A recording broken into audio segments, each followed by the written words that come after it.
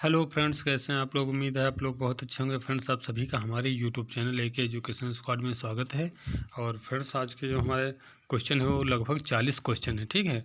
और वो भी स्पोर्ट्स से रिलेटेड हैं सभी, और परीक्षा की दृष्टि से बहुत ही ज़्यादा महत्वपूर्ण है। और ये कितने महत्वपूर्ण हैं ये आपको पूरा वीडियो देखने के बाद ही पता चलेगा, ठीक है। तो बने रहिए फ्रेंड्स हमारे साथ और देखते हैं आज का हमारा पहला क्वेश्चन है। आज का हमारा पहला क्वेश्चन है, ये रहा। पुरुष वर्ग के लिए भाले का वजन कितना होता है, ठीक है। जो पुरुष वर्ग के लिए भाला होता है उसका वजन कितना होता है ये हमें बताना है। तो पुरुष वर्ग के लिए भाले का वजन जो होता है 800 ग्राम होता है। और यदि इसकी लंबाई की बात करी जाए तो 2.6 से, ठीक है, 2.6 से 2.7 मीटर होती है। और यदि भाले की नोक की बात करें जिसे मेटल हेड बोला जाता है, ठीक है, भाले की जो नोक होती है उसकी जो लंबाई होती है वो होती है 250 से 330 mm, ठीक है, यानी मिलीमीटर होती है, ठीक है। 250 से 330 मिलीमीटर होती है। चलिए अगला देखते हैं। महिला वर्ग के लिए भाले का वजन यानी जेवलिन की बात करी जा रही है, ठीक है। महिला वर्ग के लिए जेवलिन यानी भाले का वजन कितना होता है। तो पुरुषों के लिए कितना था, 800 ग्राम था। महिलाओं के लिए कितना है, 200 कम है, यानी 600 ग्राम है, ठीक है। और महिलाओं का जो भाला होता है, जेवलिन होता है, इसकी लंबाई कितनी होती है। तो इसकी लंबाई जो होती है 2.4 से 2.3 मीटर होती है, ठीक है। और जो मेटल हेड होती है यानी भाले की जो नोक होती है महिलाओं में वो कितनी होती है, ये होती है 250, यानी 250 से 300 mm, ठीक है। 300 mm यानी mm का मतलब मिलीमीटर, ठीक है। अगला देखते हैं प्रश्न नंबर, ये रहा प्रश्न। स्विमिंग पूल जिसे तरण ताल बोलते हैं, ठीक है। दोनों नाम याद रखिएगा क्योंकि परीक्षा में हिंदी और इंग्लिश दोनों में पूछ सकता है। तो इंग्लिश में स्विमिंग पूल और हिंदी में जब लिखेगा तो तरण ताल लिखेगा, ठीक है। तो स्विमिंग पूल की लंबाई और चौड़ाई, ठीक है, लंबाई चौड़ाई कितनी होती है। तो इसकी लंबाई और चौड़ाई जो होती है, स्विमिंग पूल की लंबाई होती है 50 मीटर और जो चौड़ाई होती है ये 25 मीटर होती है, ठीक है। और ये स्विमिंग पूल की गहराई की बात करें तो गहराई इसकी कितनी होती है, कम से कम 1 मीटर से 6 मीटर तक होनी चाहिए, ठीक है। अगला देखते हैं। तैराकी की प्रथम प्रतियोगिता कब खेली गई है। जो स्विमिंग होती है, तैराकी की प्रथम प्रतियोगिता कब खेली गई है। तो ये 1830 में खेली गई है। और कहाँ खेली गई है, तो ये ब्रिटेन में खेली गई थी, ठीक है। 1830 ब्रिटेन में खेली गई थी तैराकी की प्रथम प्रतियोगिता, ठीक है। अगला देखते हैं। तैराकी को ओलंपिक में कब शामिल किया गया, ठीक है। यानी जो स्विमिंग है तो स्विमिंग को ओलंपिक में कब शामिल किया गया है। तो ये 1896 एथेंस ओलंपिक 1896 में जो आधुनिक ओलंपिक की शुरुआत हुई थी पियर डी कुबर्टिन के द्वारा, ठीक है, याद रखना। जो आधुनिक ओलंपिक की शुरुआत हुई थी वो कब से हुई थी, 1896 से। तो करी किसने थी, पियर डी कुबर्टिन ने करी थी, ठीक, इतना याद रखना।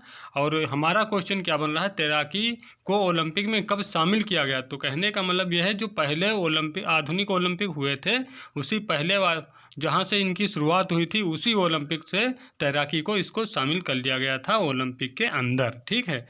तो हमारा क्वेश्चन है तैराकी को ओलंपिक में कब शामिल किया गया। तो 1896 एथेंस ओलंपिक जब हुए थे उसमें शामिल किया गया था। और जो तैराकी की जो प्रतियोगिता थी उनको केवल प्रतियोगिता में पुरुष ही भाग कर सकते थे उस समय, ठीक है। तो पुरुषों के लिए तैराकी को ओलंपिक में 1896 में और एथेंस ओलंपिक में शामिल किया गया था, ठीक है। चलिए अगला देखते हैं। महिला तैराकी को ओलंपिक में कब शामिल किया गया। तो महिलाओं को 1912 के ओलंपिक एटलांटा, ठीक है, 1912 एटलांटा ओलंपिक में शामिल किया गया था महिलाओं की तैराकी को। अगला देखते हैं। स्विमिंग पूल यानी तरण ताल में पानी का तापमान होता है, बहुत ही ज़्यादा महत्वपूर्ण क्वेश्चन है, याद कर लेना इसको। स्विमिंग पूल के पानी यानी वाटर का टेम्परेचर जो होता है स्विमिंग पूल में, तो वाटर का जो टेम्परेचर होता है वो कितना मेंटेन करना होता है। तो ये 25 से 28 डिग्री सेल्सियस होना चाहिए, ठीक है। कितना, 25 से, जो मतलब स्विमिंग पूल होता है तो उसका जो वाटर पानी का जो तापमान होता है वो कितना होना चाहिए। तो 25 से 28 सेंटीग्रेड होना चाहिए। चलिए अगला देखते हैं। तैराकी की शैलियाँ, ठीक है, शैलियाँ मतलब प्रकार, तैरने के कितने प्रकार होते हैं उनकी शैली बतानी है हमें। तो क्वेश्चन हमारा तैराकी की शैलियाँ, ठीक है, यानी स्टाइल ऑफ स्विमिंग। तो तैराकी की शैलियाँ कितने प्रकार की होती हैं? तो ये 4 प्रकार की होती हैं। कौन कौन सी हैं याद कर लेना, कौन कौन सी हैं। फ्री स्टाइल स्ट्रोक, ठीक है, पहली है फ्री स्टाइल स्ट्रोक, फिर अगली है बैक स्ट्रोक, फिर उसके बाद बटरफ्लाई स्ट्रोक, और फिर चौथी है ब्रेस्ट स्ट्रोक। सॉरी। अब यहाँ से क्वेश्चन आपका पूछ लेगा, इसमें से 4 हैं ये, ठीक है, 4 में से कोई एक नहीं देगा, 3 ऑप्शन में देगा, और फिर आपसे कहेगा कि इसमें से तैराकी की कौन सी शैली नहीं है। तो तो इसलिए आपको ये सभी याद करनी है, और पूछ लेगा कौन सी नहीं है तो आपको बताना पड़ेगा, ठीक है। तो जब तीनों मालूम होंगी तभी आप, जब चारों मालूम होंगी तभी आप मतलब बता पाएंगे कि ये 3 है, ये वाली नहीं है। चलिए अगला देखते हैं। अगला है हमारा, घुड़सवारी के खेल परिसर को क्या कहा जाता है? तो इसको कहा जाता है एरीना, ठीक है। अगला है, फुटबॉल खेल में गोल पोस्ट की ऊंचाई कितनी होती है? तो ये होती है, गोल पोस्ट की ऊंचाई की बात करी गई है तो 8 फीट या 2.44 मीटर, ठीक है, 8 फीट कहिए या फिर 2.44 मीटर कहिए।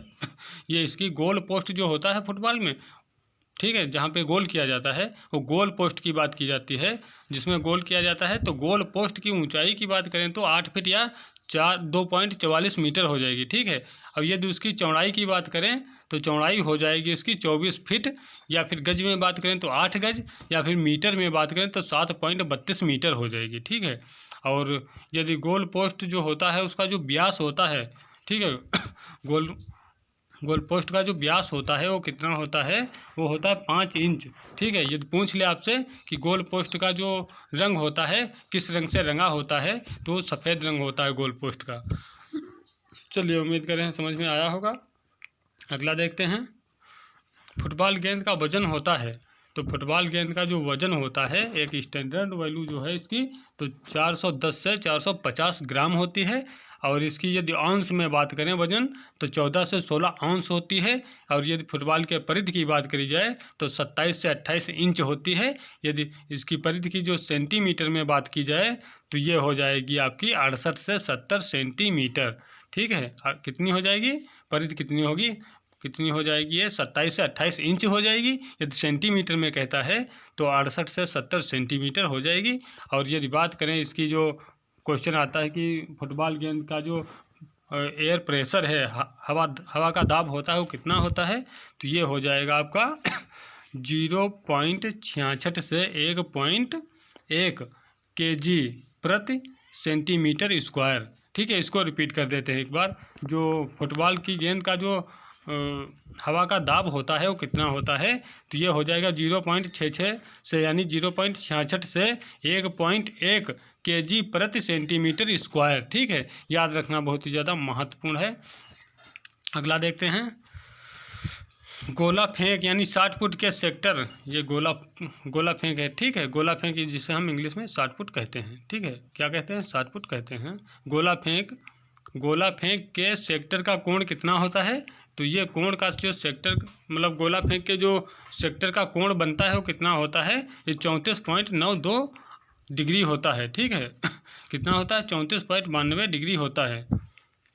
याद रखना ये अभी लेटेस्ट, अभी पिछले वाले पेपर में यूपी टीजीटी में आया हुआ क्वेश्चन है, ठीक है। अगला देखते हैं, अंतर्राष्ट्रीय ओलंपिक दिवस कब मनाया जाता है? तो ये 23 जून को मनाया जाता है, ठीक है। 23 जून को मनाया जाता है। अगला देखते हैं, ओलंपिक का आदर्श वाक्य क्या है? तो ओलंपिक का जो आदर्श वाक्य होता है सीटीएस, आरटीएस, फॉर्टियस। और अभी इसमें जो 2021 में इसमें एक और शब्द जोड़ा गया है, कौन सा? कम्युनिटर, ठीक है। कौन सा शब्द जोड़ दिया गया है? कम्युनिटर, ठीक है। तो और ये कम्युनिटर शब्द किस लिए जोड़ा गया है? क्योंकि ये कोरोना जो महामारी थी उसको चलते, ठीक है, उसके चलते जो है इसमें एक जोड़ा गया है कम्युनिटर शब्द। अब ये आपको इसको अर्थ बताते हैं, ठीक है। इसका अर्थ होता है, ये जो सभी शब्द हैं ये किस भाषा में है? ये लैटिन भाषा में है, ठीक है। इसीलिए हम लोगों को जल्दी समझ में नहीं आता है इनका मतलब, ठीक है। अभी हम इनको इंग्लिश में देखते हैं, क्या कहते हैं? सीटीएस, ठीक है। सीटीएस मतलब क्या होता है? क्या हो जाएगा इसका, फास्टर, ठीक है, हायर, फास्टर, हायर, और इसका हो जाएगा क्या हो जाएगा इसका,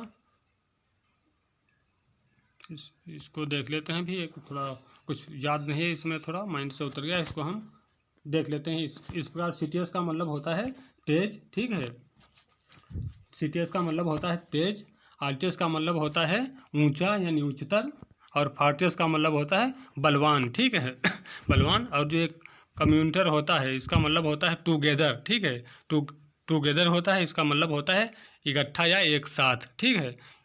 क्या हो जाएगा इसका, ये हो जाएगा फास्टर, हायर, स्ट्रॉन्गर और टुगेदर, ठीक है, ये हो जाएगा, याद आ गया है मुझे, फास्टर, हायर और स्ट्रॉन्गर, और ये हो जाएगा टुगेदर, ठीक है ये इसका इंग्लिश में हो जाएगा। और जो CTS, RTS, फार्टियस और कम्यूनिटर जो होता है, ये क्या होता है, ये होता है लैटिन भाषा में, ठीक है। और जो ये और जो इसका हिंदी हो जाएगा, तो हिंदी में CTS को मतलब होता है तेज यानी सबसे तेज, और RTS का मतलब होता है उच्च यानी सबसे ऊंचा, और फार्टियस का मतलब होता है कि बहुत ज़्यादा बलवान, और ये जो कम्यूनिटर होता है इसका मतलब क्या होता है, इसका मतलब होता है एक साथ इकट्ठा, ठीक है। चलिए, उम्मीद करें समझ में आया होगा। और ये जो मोटो होता है, आदर्श वाक्य है, इसको दिया किसने था, तो इसको दिया था फादर हेनरी डिडान ने दिया था, ठीक है। चलिए, उम्मीद करें समझ में आ रहा होगा आपको अगला देखते हैं,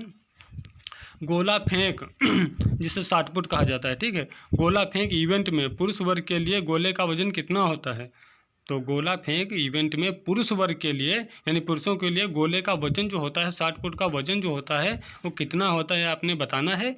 तो ये होता है 7.26 kg, ठीक है यानी 7.26 kg होता है, ठीक है, किसका, शॉटपुट का वजन पुरुषों के लिए और ये इसकी बात करी जाए, तो ये बात करी जाए परिधि की यदि, तो ये कितनी हो जाएगी, 110 mm से 130 mm, ठीक है। अगला देखते हैं, गोला फेंक इवेंट में महिला वर्ग के लिए गोले का वजन कितना होता है, तो महिलाओं के लिए सिर्फ 4 kg का होता है, ठीक है। और इसकी यदि बात करें परिधि की महिलाओं के लिए गोले की, तो परिधि की बात करें तो 95 से 110 mm हो जाएगी, ठीक है। अगला देखते हैं, गोला फेंक इवेंट में गोला कितने प्रकार यानी कितने स्टाइल से फेंका जा सकता है तो देख लेते हैं गोला फेंकने के तरीके कौन कौन से हैं। गोला फेंक इवेंट में गोला कितने प्रकार से फेंका जा सकता है, तो ये 3 प्रकार से फेंका जा सकता है, कौन सा देख लेते हैं। ऑर्थोडॉक्स स्टाइल जिसे सिंपल मेथड कहते हैं, फिर ये पेरियोब्रीन स्टाइल जिसे ग्लाइड मेथड कहते हैं, और फिर होता है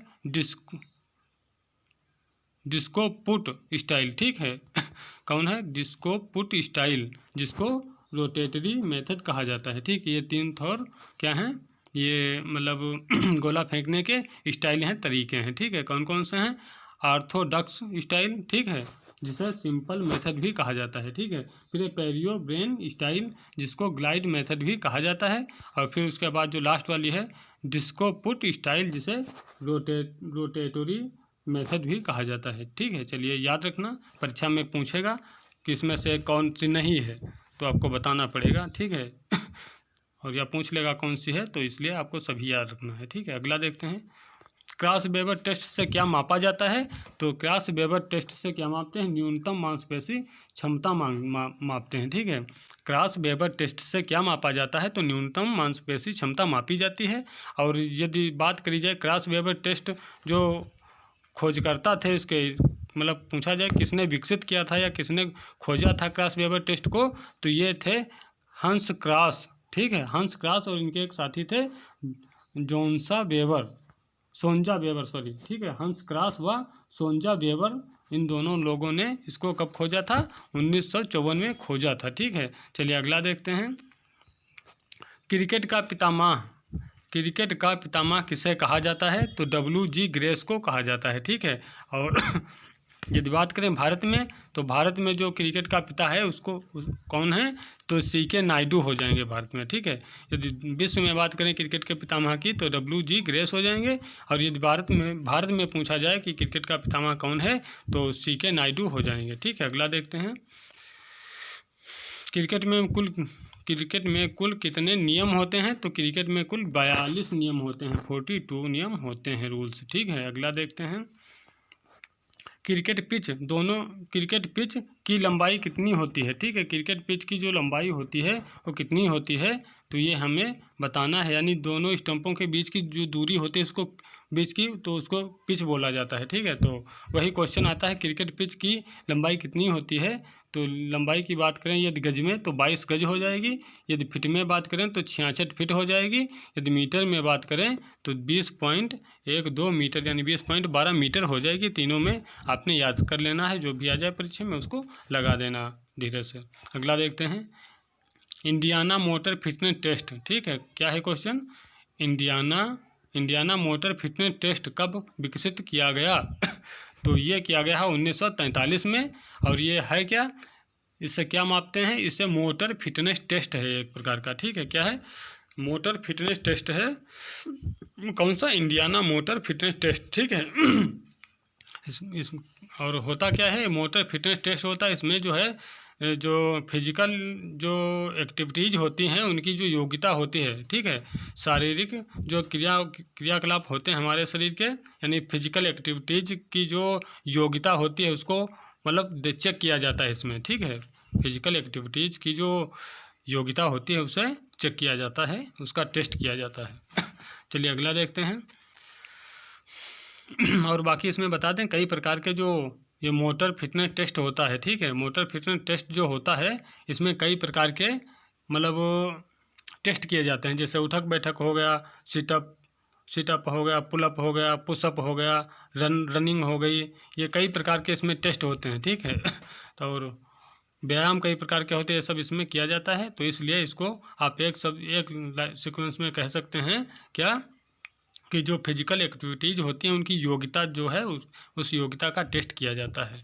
ठीक है, कि आपके अंदर कितनी योग्यता है फिजिकल के क्षेत्र में। अगला देखते हैं, हेप्टाथलॉन में कुल कितने इवेंट होते हैं? ठीक है, क्वेश्चन बहुत ही ज़्यादा महत्वपूर्ण है, ध्यान से पढ़िएगा। ठीक है, हेप्टाथलॉन में कुल कितने इवेंट होते हैं? तो हेप्टाथलॉन में कुल 7 इवेंट होते हैं। ठीक है, कितने होते हैं? 7 इवेंट होते हैं, और जिसमें से 4 जो है पहले दिन के लिए होते हैं, 3 जो है बाद के लिए होते हैं। ठीक है, तो हेप्टाथलॉन में कुल कितने इवेंट होते हैं? तो कुल इवेंट होते हैं इसमें 7, और ये 2 दिन का खेल होता है। ठीक है, कितने दिन का? 2 दिन के लिए खेल होता है, और ये स्पेशली महिलाओं के लिए होता है। ठीक है, हेप्टाथलॉन जो है ये महिलाओं के लिए होता है, और इसमें जो 1000 पॉइंट्स होते हैं उनके लिए प्रतियोगिता में संघर्ष प्लेयर्स अपना खेल प्रदर्शन करते हैं, और जो सबसे ज़्यादा 1000 पॉइंट्स में से सबसे ज़्यादा पॉइंट प्राप्त करता है उसको विजेता घोषित किया जाता है। ठीक है, और याद कर लेना, यहाँ से हर परीक्षा में क्वेश्चन आते जरूर हैं। ठीक है, तो हेप्टाथलॉन में कुल कितने इवेंट होते हैं? कुल 7 इवेंट होते हैं, और 2 दिन का एक खेल होता है। पहले वाले दिन 4 इवेंट, फिर दूसरे वाले दिन 3 इवेंट। 2 दिन के लिए खेल है, महिलाओं के लिए है, और 1000 पॉइंट्स के लिए खेल होता है। ठीक है, अगला देखते हैं, डेकाथलॉन में कुल कितने इवेंट होते हैं? ठीक है, अभी हेप्टाथलॉन पढ़ा था, अभी डेकाथलॉन देख रहे हैं। ठीक है, तो डेकाथलॉन में कुल कितने इवेंट होते हैं? तो इसमें 10 इवेंट होते हैं। ठीक है, कितने होते हैं? 10 होते हैं, 5 पहले वाले दिन और 5 दूसरे वाले दिन होते हैं। टोटल 10 इवेंट होते हैं। और ये इसमें जो टाइमिंग होती है ये भी सेम होती है। 2 दिन के लिए ये भी होता है खेल, कि 2 दिन में खेल को कंप्लीट कराना होता है। ठीक है, और ये स्पेशली पुरुषों के लिए होता है। ठीक है, इसमें मेल कैंडिडेट जो है वो पार्टिसिपेट कर सकते हैं, भाग ले सकते हैं, और 1200 अंक होते हैं। 1200 अंकों के लिए जद्दोजहद चलती है, यानी प्रतियोगिता चलती है, संघर्ष प्रतियोगिता में होता है। और जो भी प्लेयर या एथलीट सबसे ज़्यादा अंक प्राप्त किया करता है उसी को विजेता घोषित किया जाता है। ठीक है, इसको रिपीट कर देते हैं एक बार। डेकाथलॉन में कुल कितने इवेंट होते हैं? तो इसमें 10 इवेंट होते हैं, और 2 दिन का खेल होता है। 2 दिन में खेल को कंप्लीट करना होता है। 5 मतलब पहले दिन इवेंट होंगे, 5 दूसरे दिन होंगे, और ये स्पेशली पुरुषों के लिए होता है। और इसमें जो टोटल अंक होते हैं, पॉइंट होते हैं, वो 1200 पॉइंट होते हैं, और 1200 में से जो प्लेयर या टीम सबसे ज़्यादा अंक प्राप्त करता है उसी को विजेता घोषित किया जाता है। ठीक है, चलिए अगला देखते हैं। डेकाथलॉन में पहले दिन के इवेंट हैं। ठीक है, याद कर लेना, ये सभी पूछे जाते हैं परीक्षा में। पूछ लेता है कि डेकाथलॉन में दूसरे दिन का पहला गेम कौन सा होता है, या इवेंट कौन सा होता है, या सबसे डेकाथलॉन में सबसे अंतिम जो है इवेंट कौन सा होता है, तो पूछता ज़रूर है यहाँ से, ठीक है। तो देखते हैं डेकाथलॉन में पहले दिन के इवेंट हैं, तो पहले दिन के इवेंट कौन कौन से हैं। पहला इवेंट है डेकाथलॉन का 100 मीटर दौड़, ठीक है। दूसरा है लंबी कूद, तीसरा है गोला फेंक, चौथा ऊंची कूद और पांचवा जो है इसका 400 मीटर दौड़ हो जाएगी, ठीक है। एक बार रिपीट कर देते हैं, डेकाथलॉन में पहले दिन के इवेंट हैं, तो पहले दिन के 5 इवेंट होंगे, कौन कौन से। 100 मीटर दौड़ होगी, दूसरा जो खेल होगा वो लंबी कूद होगी, ठीक है। तीसरा जो होगा वो गोला फेंक हो जाएगा, और फिर चौथा जो होगा ऊंची कूद हो जाएगी, और जो पांचवा है तो ये 400 मीटर दौड़ हो जाएगी। अगला देखते हैं प्रश्न। अगला क्या है, डेकाथलॉन में दूसरे दिन के इवेंट हैं, ये सभी याद कर लेना नंबर से, ठीक है, पूछ लेगा। तो डेकाथलॉन में दूसरे दिन का इवेंट कौन है, तो दूसरे दिन का जो पहला इवेंट होगा, ठीक है, नंबर तो उसका छठे नंबर पे आएगा, लेकिन वो दूसरे दिन का पहला इवेंट हो जाएगा, कौन सा, 110 मीटर हर्डल रेस, ठीक है। यहाँ समझ लेना थोड़ा ये नंबर तो इसका 6 ही रहेगा, लेकिन दूसरे दिन का जो गेम होगा तो 5 तो पहले दिन हो जाते हैं, तो जब दूसरे दिन का गेम शुरू होगा तो छठे नंबर का गेम चालू हो जाएगा। लेकिन क्वेश्चन आपसे पूछेगा कि दूसरे दिन का पहला गेम कौन सा होता है, ठीक है, तो ये आपने बताना रहेगा, ठीक है। तो डेकाथलॉन में दूसरे दिन के इवेंट कौन कौन से हैं, तो पहला इवेंट हो जाएगा, यानी जिससे हम नंबरिंग में छठा नंबर आएगा, ठीक है। तो पहला इवेंट होगा कौन सा दूसरे दिन का, 110 मीटर हर्डल रेस। फिर जो दूसरा इवेंट होगा दूसरे दिन का वो होगा डिस्कस थ्रो, यानी चक्का फेंक।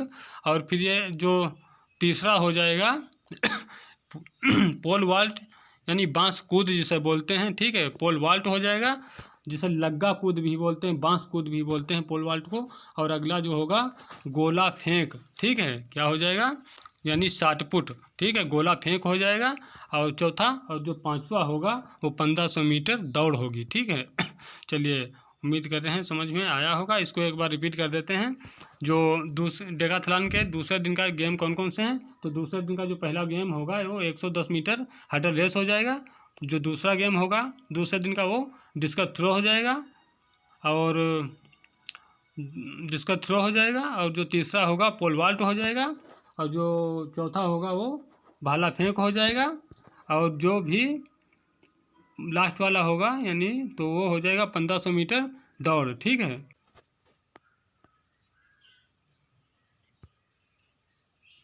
अगला देखते हैं क्या है। अगला प्रश्न है हमारा, नॉकआउट टूर्नामेंट को अन्य किस नाम से जाना जाता है। तो इससे जाना जाता है एलिमिनेशन टूर्नामेंट या फिर ओलंपिक सिस्टम, ठीक है, और सडन डेथ और पेनेट्रेशन सिस्टम, ठीक है। कौन कौन से नाम से जाना जाता है इसे, तो एलिमिनेशन टूर्नामेंट या ओलंपिक सिस्टम या सडन डेथ या पेनेट्रेशन सिस्टम, ठीक है। ये सभी नामों से जाना जाता है नॉकआउट टूर्नामेंट को। अगला देखते हैं क्या है। तैराकी से संबंध रखने वाले मिहिर सेन, खजान सिंह, बुला चौधरी किस देश के प्रसिद्ध तैराक हैं। तो ये सभी जो हैं तीनों भारत के प्रसिद्ध तैराक हैं, ठीक है। कहाँ के हैं, ये सभी भारत के प्रसिद्ध तैराक हैं। अगला देखते हैं। अगला क्या है, ट्रिपल जंप और लॉन्ग जंप के रनवे की लंबाई और चौड़ाई कितनी होती है। तो ये 40 से 45 मीटर होती है, ठीक है। 40 से 45 मीटर इसकी लंबाई होती है, और ये चौड़ाई की बात करें तो 1.22 मीटर होती है, ठीक है। ट्रिपल जंप और लॉन्ग जंप के रनवे, ये दोनों इनका जो मतलब लैंडिंग एरिया होता है और जो रनवे होता है, ठीक है, इनका जो खेलने का जो क्षेत्र होता है वो लगभग सेम ही होता है पूरा, ठीक है। तो इसलिए लॉन्ग जंप और ट्रिपल जंप, ठीक, लॉन्ग जंप और ट्रिपल जंप के रनवे की लंबाई कितनी होती है, लंबाई चौड़ाई, तो लंबाई हो जाएगी 40 मीटर से 45 मीटर तक, ठीक है। और ये चौड़ाई की बात करें तो 1.22 मीटर होती है, ठीक है। चलिए अगला देखते हैं क्या है। ट्रिपल जंप और लॉन्ग जंप में लैंडिंग एरिया की लंबाई व चौड़ाई कितनी होती है। तो ये हो जाएगी आपकी 9 मीटर लंबाई हो जाएगी, और ठीक है 9 मीटर लंबाई और 2.75 मीटर से 3 मीटर तक की जो है इसकी चौड़ाई होती है, ठीक है। जो कहने का मतलब है कि ट्रिपल जंप और लॉन्ग जंप की जो लैंडिंग एरिया होती है दोनों की सेम होती है, ठीक है। एक ही पिट पर जो है मतलब खेला कूदा जाता है, ठीक है।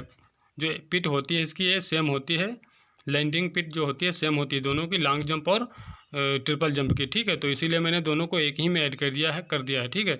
तो ट्रिपल जंप और लॉन्ग जंप में लैंडिंग एरिया की लंबाई व चौड़ाई कितनी होती है, तो इसकी लंबाई होती है 9 मीटर, और जो चौड़ाई की बात करें वो 2.75 मीटर से 3 मीटर तक होती है, ठीक है। और यदि बात करें जो पिट होती है इसकी, तो उसकी गहराई की, तो जो उसमें रेत पड़ी होती है, रेत की गहराई कितनी होनी चाहिए, 50 सेंटीमीटर तक गहरी खुदाई होनी चाहिए रेत की, ठीक है। जो रेतीली मिट्टी होती है उसकी खुदाई करी जाती है, वो कितनी गहरी तक खुदाई करी जाती है, 50 सेंटीमीटर अंदर तक, नीचे तक डीप होना चाहिए, गहरा होना चाहिए खुदाई, ठीक है। चलिए अगला देखते हैं। एनसीसी जिसे नेशनल कैडेट कॉर्प्स बोलते हैं, ठीक है, नेशनल कैडेट कॉर्प्स बोलते हैं। और की स्थापना कब हुई, एनसीसी की स्थापना कब हुई है, तो 16 जुलाई 1948 को हुई थी। कब हुई थी, 16 जुलाई 1948 को। और करीब किसने थी, हृदयनाथ कुंजरू ने की थी। और इसका जो मुख्यालय है नई दिल्ली में है। और जो इसका आदर्श वाक्य है यानी तो यूनिटी एंड डिसिप्लिन होता है, ठीक है। इसका जो आदर्श वाक्य होता है यानी इसका जो मोटो होता है, क्या होता है, यूनिटी एंड डिसिप्लिन होता है, ठीक है, डिसिप्लिन होता है इसका। और यानी एकता और अनुशासन, ठीक है। जो आदर्श वाक्य होता है एनसीसी का, एकता और अनुशासन जो होता है, ठीक है। और देखते हैं आखिरी क्वेश्चन क्या है, किस काल को क्लासिक युग कहा जाता है, ठीक है।